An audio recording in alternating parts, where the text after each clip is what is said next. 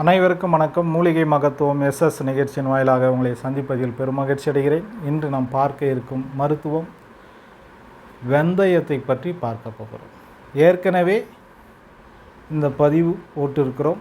இருந்தாலும் மறுபடியும் இந்த பதிவை உங்களுக்காக இரத்தத்தில் உள்ள கொழுப்புகளை கரைப்பது எப்படி, இரத்தத்தில் கலந்திருக்கக்கூடிய அல்லது லிவரில் இருக்கக்கூடிய கொழுப்புகளை கரைப்பது எப்படி, இதை கரைப்பதற்கு என்ன தேவைப்படுகிறது, நாம் எதை உட்கொண்டால் அதை கரைக்க முடியும் என்பதை பற்றி பார்க்க போகிறோம். அந்த வரிசையில் வெந்தயம் என்கிற ஒரு உணவுப் பொருள், அதாவது தானிய வகைகளில்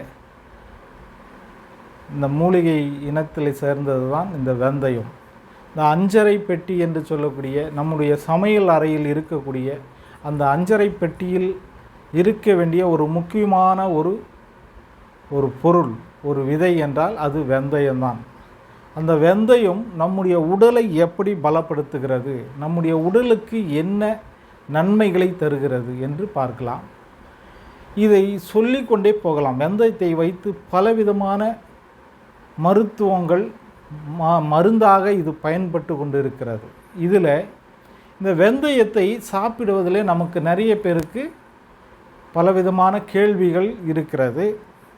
வெந்தயத்தை ஊற வைத்து சாப்பிட்டால் நல்லதா, முளைக்கட்டி சாப்பிட்டால் நல்லதா, அல்லது கற்றாழையில் ஊற வைத்து சாப்பிடுவது நல்லதா, அல்லது எலுமிச்சை சாற்றில் ஊற வைத்து சாப்பிடுவது நல்லதா, இப்படி பல கேள்விகள் இருக்கிறது. பல பேர் பலவிதமாக சொல்லி கொண்டு தான் இருக்கிறார்கள்.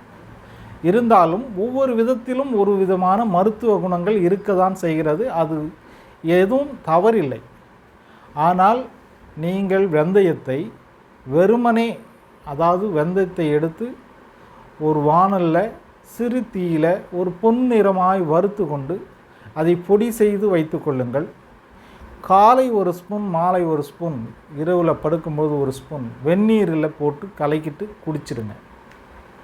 இது தரக்கூடிய நன்மைகள் என்ன என்று பார்க்கலாம். உங்களுடைய உடம்புக்கு தேவையான, இந்த உடலுக்கு தேவையான நார்ச்சத்துக்கள் இந்த வெந்தயத்தில் அதிகமாக அடங்கியிருக்கிறது. அதிலும் 2 நார்ச்சத்துக்கள் இருக்கிறது.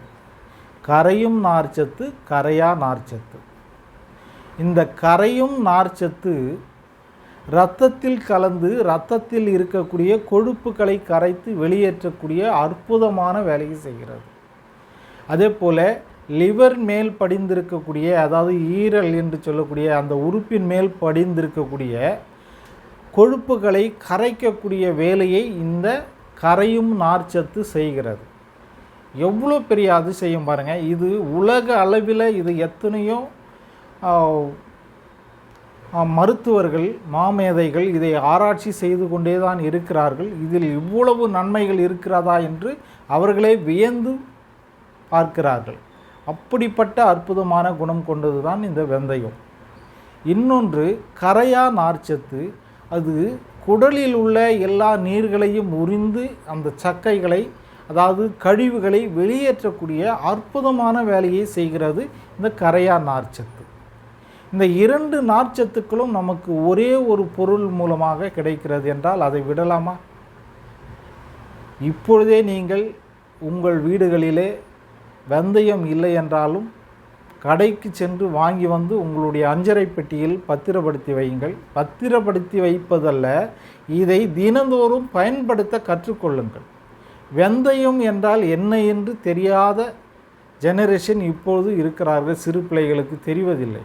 இந்த வெந்தயத்தை நீங்கள் சொல்லிக் கொடுங்கள். பெற்றோர்களாகிய நீங்கள் வெந்தயம் இதுதான் என்று சொல்லிக் கொடுங்கள். வெந்தயம் உடலை குளிர்ச்சியாக்குகிறது, மலத்தை லகுவாக வெளியேற்றுகிறது, இரத்த கழிவுகளை வெளியேற்றுகிறது, இரத்தத்தில் படிந்திருக்கக்கூடிய, இரத்த நாணங்களில் படிந்திருக்கக்கூடிய கொழுப்புகளை கரைத்து வெளியேற்றுகிறது, ஃபேட்டி லிவர் என்று சொல்லக்கூடிய அந்த ஈரல் மேல் படிந்திருக்கக்கூடிய கொழுப்பை கரைத்து வெளியேற்றுகிறது. இப்படி சொல்லிக்கொண்டே போகலாம். இது ஆண்மை சக்தியை அதிகரிக்கக்கூடிய தன்மையும் இந்த வெந்தயத்துக்கு உண்டு. தூக்கம் நன்றாக வரும், உடல் குளிர்ச்சியாகும், பசி நன்றாக எடுக்கும்.